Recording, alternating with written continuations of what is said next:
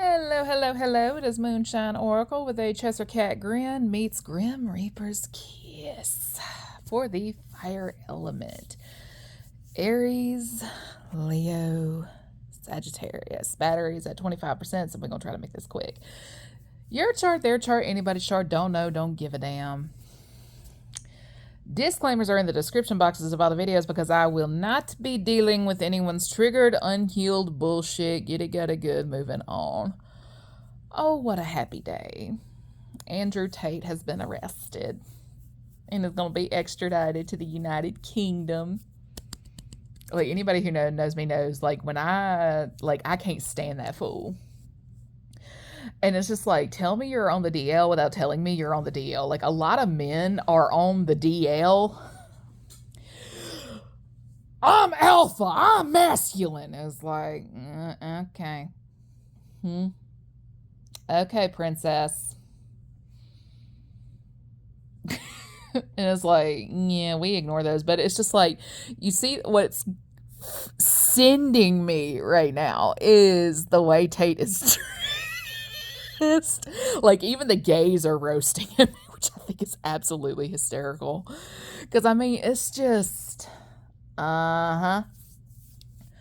because it's really not a secret how men hate women. Then there's women who hate other women and so on down. Like, it's just all this misogyny, basically. Because if I ever come off as a misandrist, it's because somebody gave me a reason to hate that man specifically. Because I don't, it's not always not all men, but always a man. Not all men, but always a man. But not all men piss me off does not mean that I hate all men. It's just I hate that specific one. Thank you. Thank you. Yeah, some people got like DL homeboys and cousins and stuff like that on the down low, that they are jealous of their divine counterpart and so on down that line. And there was another creator that I came across. I think it's Rose Love Tarot 444 or something like that. Like, she's changed her names a couple of times. She pops up in my feed every now and then, but I'm not subscribed to her. She, in her community post, said real divine masculines always have that slow karmic brother or cousin or best friend or something like that. So something along those lines. That's the karmic energy in their equation. Because a lot of times, like a majority of the time, it's going to be their mama. The majority of the time, it's their mama. Or it's their high school sweetheart. But in this case, like, if you have multiple karmic energies, if you have not battled your mother or your ex, yeah, it is your homeboy, cousin, or sibling. Mark my words. Mark my words. Now, the thing is, you don't have to be a natural-bodied male to be in masculine energy. Like, sometimes the masculine energy is from the woman when she's constantly on the defense and shit. But in order to get into the bag and stuff like that, you kind of have to be in masculine energy. But, and women, like some of the women I know, they are some hustlers in every sense of the word. And it's not a bad quality to have, because, I mean, bills got to get paid every month. But it's always a down low man trying to get princess treatment. It is a down low man trying to get princess treatment. It is a down low man that thinks he is the prize. It is a down low man that wants to be chased and fought over. Because we're going to get into it. Yeah, that man is gay, honey. He gay. And what's even worse is some of these straight men are under the guidance of their down low best friend, who is knowingly setting them up for failure. And that's what kills me. Because, like, if they're not on the down low, they're by. But at the same time, it's like, what the... Lord have mercy. I am so fed up with this shit. Because the thing is, they want that man for themselves. They want that man for themselves. Now, I don't think the family member would. I hope not. But at this point in the game, nothing shocks me anymore. But yeah, your down low best friend, yeah, they want that man for themselves, boo. That's why you dealing with all the bullshit. That's why you dealing with all that bullshit. Because it's not an ex from his past that's sending all the woo in the craft. It's this down low motherfucker. And it's like, I'm the one with the vagina and the uterus and all that shit, and you're bitchier than me on my time of the month. Make it make sense. Because when it's my time of the month and I'm in absolute pain and agony, I have more control over myself than this fool. So, I mean, it's like, what the hell? What the hell? But at the same time, in order for one to rise, the other has to fall, right? Because before we had Andrew Tate and his bullshit, he's guilty of everything he's been accused of, by the way.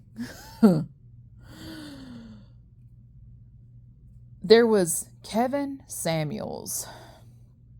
In order for one to rise, the other must fall. But I think what's funny is, given everything Kevin talked about, when he passed away, he was found with the woman who embodied everything he preached against. So make that part make sense. And I remember distinctly, I don't practice other deities and stuff like that, but like this was back when I was really starting to figure out the origin of my roots in regards to my native heritage and stuff like that. But I kept seeing a deity called Dear Woman. For those of you who don't know who that is, in Cherokee folklore especially, if you mess with a native woman, that deity gonna be up your ass.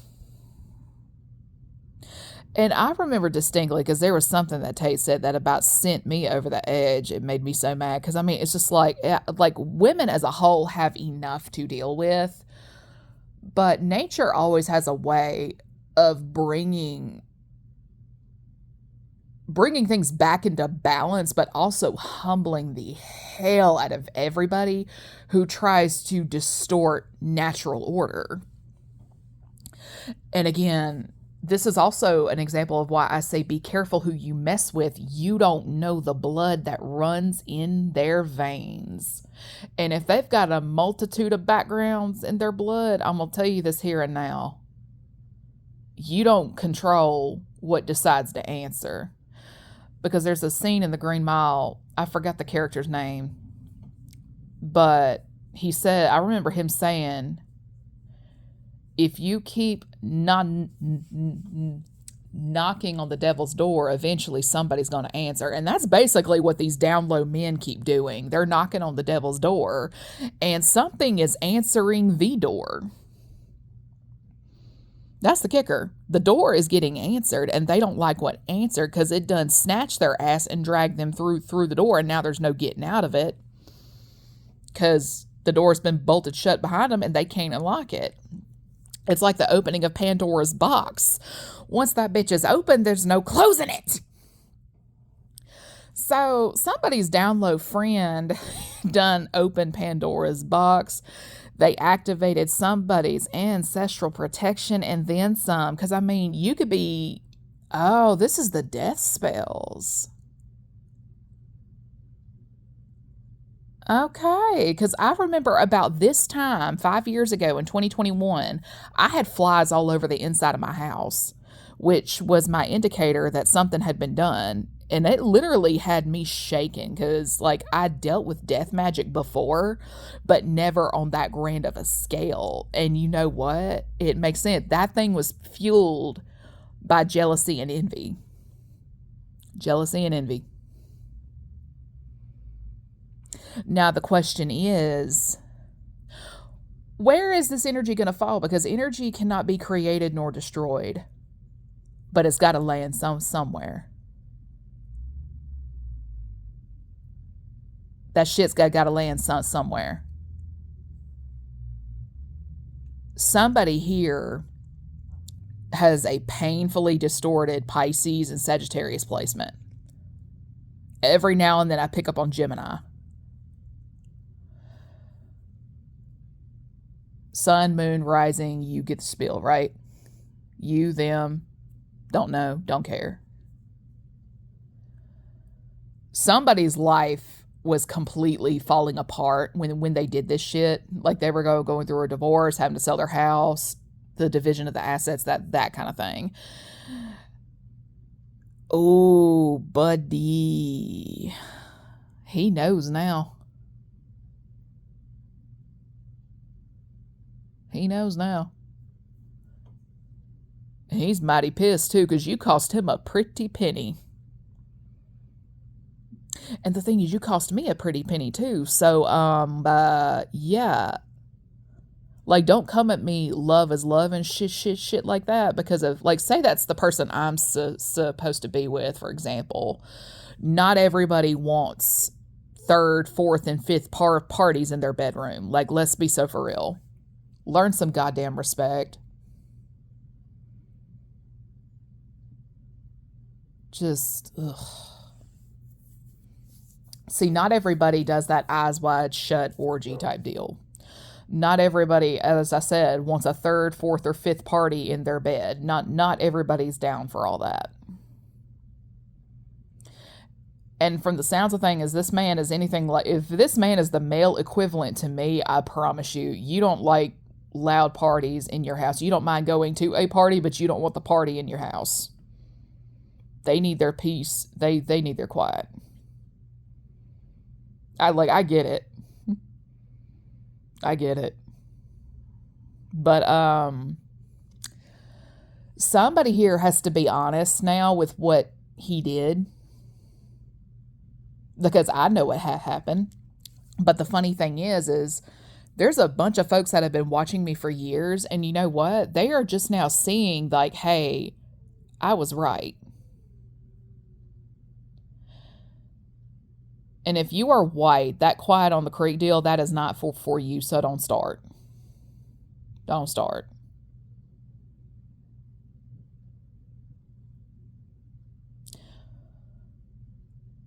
But what does quiet on the creek mean? It means quit talking. It means quit sharing information.